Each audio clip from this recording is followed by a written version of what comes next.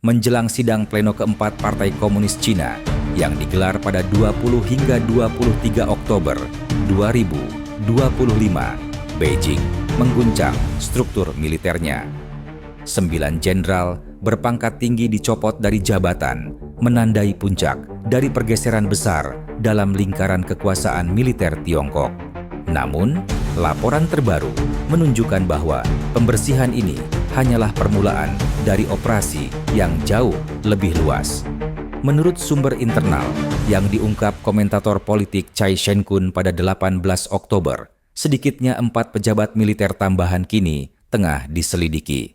Mereka termasuk Xu Shueqiang, Xu Qiliang, Xu Shisheng, dan Xiao Tianliang, tokoh-tokoh penting di berbagai institusi pertahanan strategis.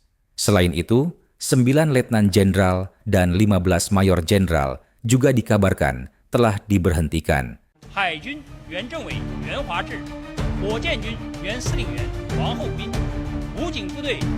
Termasuk Zhong Xiaojun, sosok dekat Xi Jinping yang kini menjabat komisaris politik di Universitas Pertahanan Nasional.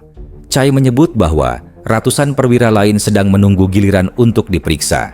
Ia bahkan menilai bahwa faksi militer yang setia kepada Xi Jinping setelah Kongres Partai ke-20 kini hampir sepenuhnya terhapus.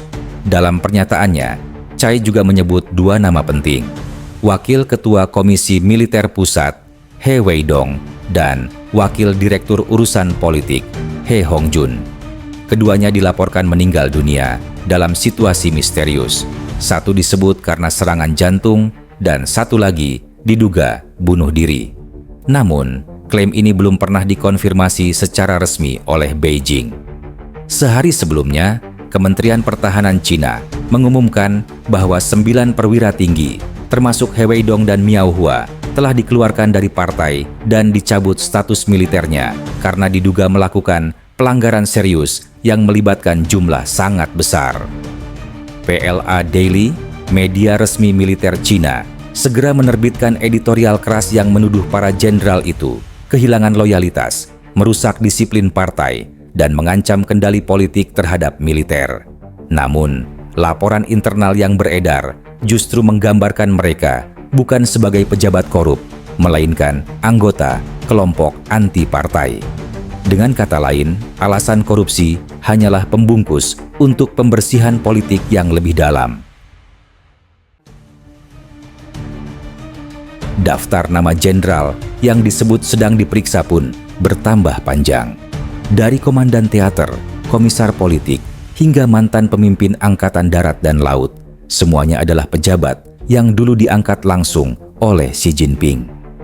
Menurut analis politik Wang Yukun, pernyataan resmi Kementerian Pertahanan sengaja tidak menyebut bahwa 9 jenderal tersebut memegang pangkat tertinggi di PLA. Langkah itu diduga untuk melindungi reputasi Xi, karena semua promosi itu disetujui langsung olehnya antara tahun 2015 dan 2024.